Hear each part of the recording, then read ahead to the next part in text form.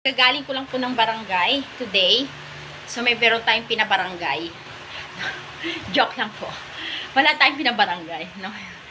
Wala tayong pinabarangay na hindi nagbayad ng utang sa tindahan, ganyan, hindi po. Hindi naman siguro tayo abot sa ganun. So pumunta po ng barangay. Yes, baby. Ito yung phone mo, ito. Ayun po sa baba yung phone mo. Tanggi siya ng barangay. No, doon siya sa gilid. So, mamaya ipapakita ko sa inyo yung itsura ng Tiangge. Hi guys! Welcome back to my channel. Remsy Gutierrez po ng Caloocan.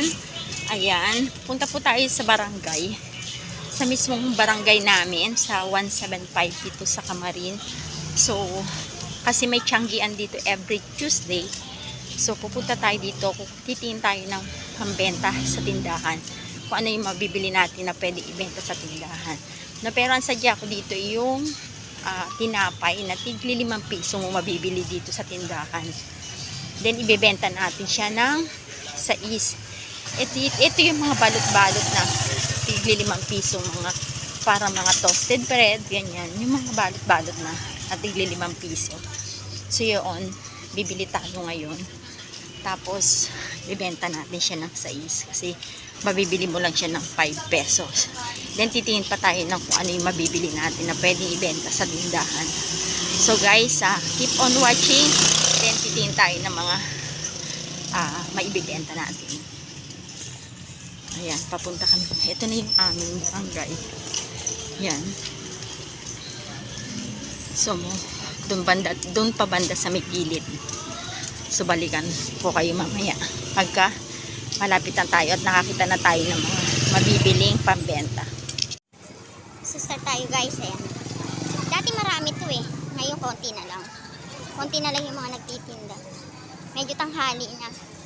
Ayan. Dito tayo banda. Saging 25 kilo. Mag-siomay kasi tayo mamaya. So hindi tayo muna magtuturon. Mag-siomay muna tayo, no? Siomay. Magluluto ako mamaya ng siomay. So, update ko din kayo, no? Pero, ngayon dito muna titin tayo na mga ibang bibenta.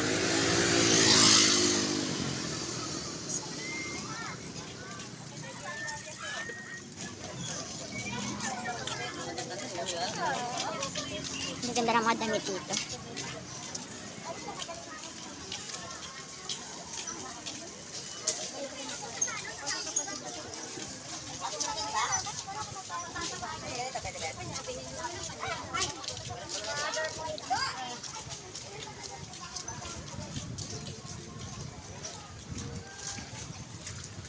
Walang ganong tao.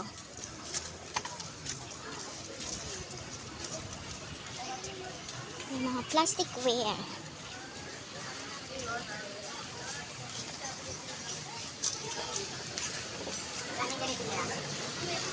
So guys.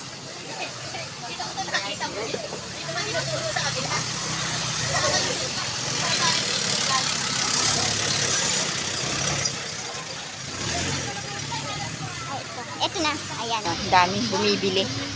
Ayan, yung mga nagtitinda dito nagbibilihan. So papatayin mo natin yung ating payong. Bibili tayo. So ayan.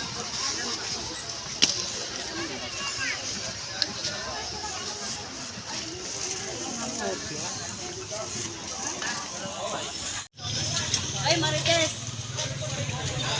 Ay, sorry. Inanap kita ng lola. Bakit? Beper. Isa lang ba? Thank you. Agad na agad eh. Agad na agad ang beauty mo ah. Dito. Bakit? So kukuha tayo ng ano, Ayan, yung nanay ito. Hindi, yung ano ba? tatlong piraso bawat klase. Ayun yung nanay. Hindi naman si nanay mo kakain. Hindi, mga kapitbahay na gusto matitigas. Ayan guys, ayan yung mga napili ko. Ayan, napili kong paninda. So yan 5 pesos isa yan, bibenta natin ng 6 pesos. Ayan, every Tuesday sila dito. Ang pinakamatagal naman daw niyan is 1 week. Tatagal yung tinapay. So sana hindi naman tumagal siya ng 1 week, no? Binibilang nyo na.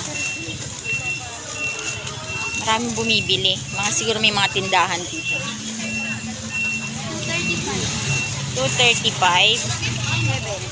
Sige. Tsaka yung yung may apa, magkano yon? Then, bigyan mo ko ng 3. At saka yung isa, yung bilog, ano ba tawag doon sa bilog na yon? So yan guys, dito ako bumili ng mga candy. Tingnan nyo. Yung wala, ubos ang stock. Marami pang kulang. Ngayon ko lang na ano dito, ngayon ko lang na ano, na napuntahan. Marami pala. Tapos yung choco balls pa, wala. Ay, ang dami. Hindi na kasya ng budget ko mga guys. Ayan. Dami ditong mabibenta sa ano. So, mabibenta natin yan ng 12 ang isang balot. 10 piso ang bawat isa. So, mura na. No? Mabibenta natin siya ng 12 pesos. So, tatry natin to. Pagka naubos siya ng 1 week, then babalik ulit tayo. No? Nakabili na tayo ng pantinda. So, hinahanapin na lang natin yung ipit. Yung ipit na 20 piraso, 10 piso. So, ang dami. 20 piraso is 10 piso. Wait, saan ba yun? So, tingin tayo dito. Tanong tayo ng sangkalan. Magkano yung sangkalan yung ganyan? Ito pa? Ayan, oo.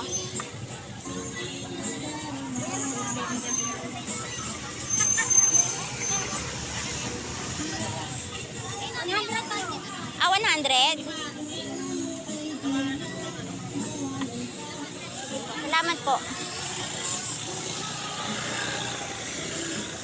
Saan yung bilihan ng ipit? Kung bakit yung bilihan ng ipit? Mga hangin.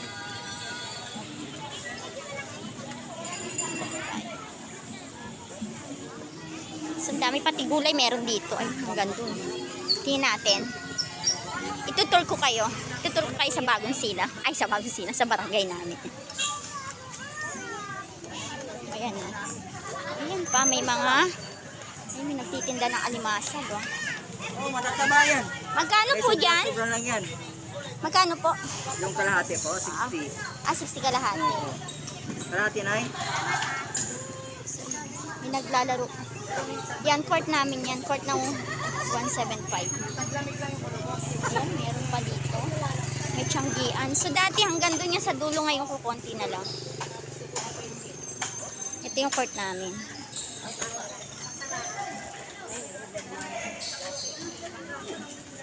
So, sana nagdala ako ng sobrang pera. No? Dala ako ng sobrang pera. Kaso kayo lang yung pera ko. Para sa tinapay lang yung pera ko ang nadala. So, nahanapin na lang natin yung ipit. Then, uwi na tayo. Next week na lang ulit tayo bumalik.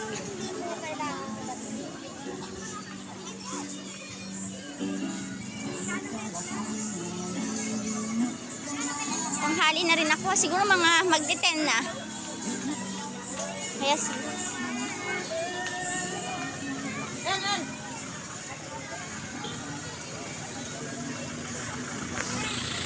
magkano po sa ipit nyo? Magkano sa ipit? 10 piso, 20 piraso. Ayan. 10 piso. Ano nga po? 10 piso, 20 piraso. 20 pesos po. Uy, yung ano nyo? 45 lang. Anong kulay? Kahit anong kulay na. More on green naman yan, yo. Sige, okay lang yan. Ipapalit ko lang yan sa ano, sa mga nawala dun sa ipitan ko. 10. 20. Bali. 25. Guys, baka maganda lagayan yun ng gamot. Tatanong natin yan. Sana kumasya pa yung pera ko. Magkano yan? Magkano na yan? 20 pesos. 20 pesos, 40 piraso. Guys, yung mga napamili ko, so bumili ako nito tatlong, ang tawag dito, ampaw. Bumili ako ng 3 piraso, 10 piso siya isa, 2, 4, 6, 8, 10, then 12 natin ibibenta siya. Ayan, 12 pesos. Then ito din, yung apa ice cream na to, 3 din binili ko. Ayan, meron pa nga nadurog. So, ayan, 2 12 pesos, 12 pieces din siya, then 12 pesos din natin siya bebenta. 2, 4, 6, 8, 10, 12. Ayan, 10 piso din ang bili ko dyan. Then ito, bumili ako yan, puro yan, lahat yan tigli 5 piso ang presyo niya. No, yung mga tinapay na yan. So, ibibenta natin siya ng 6. Ayan, bumili ako ng ganito, 4 na piraso, ay 5. Then, ito 3. Ang itatagal niya guys is 1 week. No? Itong matitigas na to, 1 week siyang tatagal. Pati rin naman itong mga to, kaya lang itong mga to, tigdadalawa lang yung binili ko para hindi na siya tumagal ng 1 week, no? Sana yung mga nabili kong yan, yung mga mga tinapay na yan, is wag naman tumagal ng 1 week, no? Kung kahit na tumatagal siya ng 1 week, wag naman siya tumagal ng 1 week. No, so yan yung nabili ko. Ilang klase siya? 1, 2, 3, 4, 5, 6, 7, 8, 9, 10, 11, 12, 13, 14, 15, 16, 17. 17 na klase ng tinapay na sa 6 natin siya ibibenta. Yan ang ating dagdag kita sa tindahan. So, bumili din ako ng yes. So, yan ang galon ng aming. Ayan yung kanyang playground. Playground, no? Yan ang kanyang laruan. Yes, more ice cream. Kagigising lang po niya. Nung dumating ako, kagigising lang. Ha? Eh, galing magbilang. So, guys, tuloy natin. Then, bumili na ako ng marshmallow para sa mga kids. Ayan, bumili ako ng yung marshmallow na meron siyang stick. Yan, may heart shape. Yes, baby. Nagbablog si mama. Yan po, ganyan po. Ginugulo talaga po niya ako pagka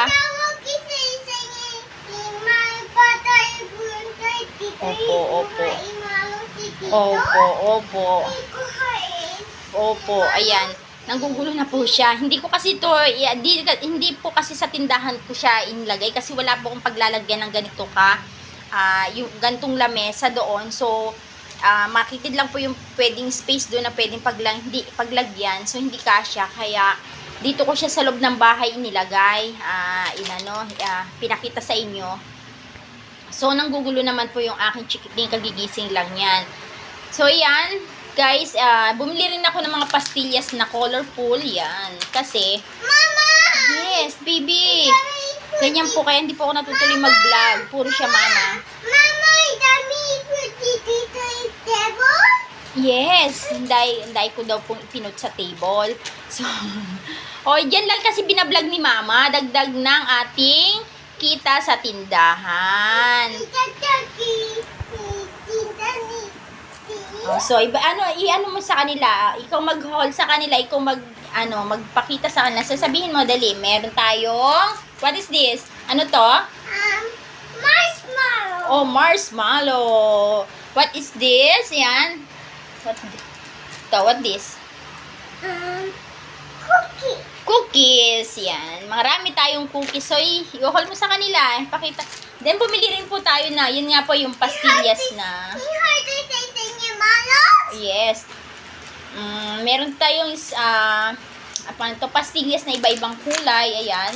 Bali, galawa lang yung binili natin. Ay, 3 po pala itong isang shape na to. Then, yung bilog na shape is 2 lang. Then, bumili rin po tayo nitong makapuno. 2 klaseng makapuno. Ayan. Yung isa yung may gatas. Then, yung isa yung may asukal. Then, bumili din tayo ng ano tawag dito? Sampalok na may asin. Kasi may mga naghahanap sa akin nito. Yung candy lang yung o-offer ko sa kanila kasi yun lang yung meron ako. Then yung mga pastillas patawag dito. Yan. Then meron din tayo netong coated na nuts. Yan. Tawag dito. May tawag dito. Kalimutan ko lang din. Yan. Meron din tayo neto. Yan yung mga nabili ko. So, nagkakahalaga po yan ng 520 pesos. Yan po. Ito po, ang bentahan nito is 12 pesos kasi 10 pesos po ang bili ko bawat balot na mga yan. Mama, yan. Lahat po yan ng mga candies na yan. Mama, 10 pesos yes. Ibibenta po natin yan ng 12 pesos ang isa. Ito bigay sa akin ng ng kumari ko.